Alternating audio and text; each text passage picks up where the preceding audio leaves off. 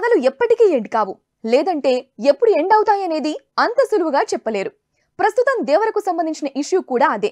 ఈ సినిమాకు వేసుకున్న ప్లానింగ్ సూపర్ అనిపించుకున్నారు. షూటింగ్ కూడా చాలా వేగంగా సాగింది. కొన్ని ఇంపార్టెంట్ ఈవెంట్స్ ను కూడా క్యాన్సిల్ చేసుకుని మరి దేవరకు టైం ఇచ్చాడు ఎన్టీఆర్. విజువల్ ఎఫెక్ట్స్, గ్రాఫిక్స్ వల్ల చివరి నిమిషంలో లేట్ కాకూడదని ఆ పార్ట్ ఎక్కువగా ఉండే యాక్షన్ సీక్వెన్స్ లను ముందుగానే చిత్రీకరించారు. ఇక టాకీ సాంగ్స్ మాత్రమే బ్యాలెన్స్ కదా అనుకునే టైంలో సడన్ గా దేవరా వాయిదా అంటూ వార్తలు. ఇది నిజం కాదు అని మూవీ టీం నుంచి ఎవరూ చెప్పలేదు. ఏప్రిల్ నుంచి ఆగస్ట్ కు పోస్ట్ పోన్ అయిందంటున్నారు. బట్ లేటెస్ట్ న్యూస్ వింటే అసలు దేవరా ఈ ఏడాది విడుదలే కావడం లేదట.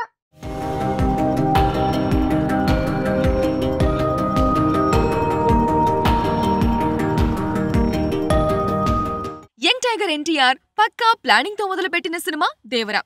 అన్నీ అనుకున్నట్లుగా జరిగి ఉంటే ఈ పాటికి సినిమా షూటింగ్ అయిపోయి ఉండాల్సింది. బట్ అతను ఎంత డెడికేటెడ్ గా ఉన్నా ఇతర అంశాలన్నీ ఇబ్బంది పెట్టినట్టున్నాయి. అందుకే దేవరా ఊహించని విధంగా లేట్ అయింది. దీంతో ఏప్రిల్ 5న విడుదల కావాల్సిన సినిమా పోస్ట్ పోన్ అయింది. పైగా మధ్యలో ఈ చిత్రాన్ని 2 భాగాలుగా చేస్తామని చెప్పడం కూడా ఇందుకు మరో కారణం అంటున్నారు. దీనికి తోడు అనిరుద్ సరైన టైంకు ట్యూన్స్ ఇవ్వలేదు. అటు విలన్ గా నటిస్తోన్న సైఫ్ అలీ ఖాన్ కు సర్జరీ అయింది. నిజానికి ఇవేమంత పెద్ద ఇష్యూస్ కాదు, కానీ అవుట్పుట్ పై ప్రభావం పడకూడదనే వాయిదా నిర్ణయం తీసుకున్నారు. అయితే ఏప్రిల్ 5న లేకపోయినా ఆగస్ట్ 15న విడుదలవుతుంది అనే టాక్స్ వచ్చాయి. ఆ డేట్ కు అల్లు అర్జున్, సుకుమార్ పుష్ప 2 ఉంది.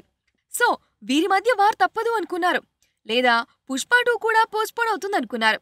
బట్ లేటెస్ట్ గా అల్లు అర్జున్ ఎట్టి పరిస్థితుల్లోనూ వాయిదా వేయడానికి లేదు అని ఇంకా డెడికేటెడ్ గా వర్క్ చేయడానికి సిద్ధమయ్యాడు. ఈ మేరకు మొత్తం టీం కూడా అలర్ట్ అయింది. సో దేవర వర్సెస్ పుష్ప 2 అవుతుందా అనుకునే వారికి ఈ క్లారిటీ.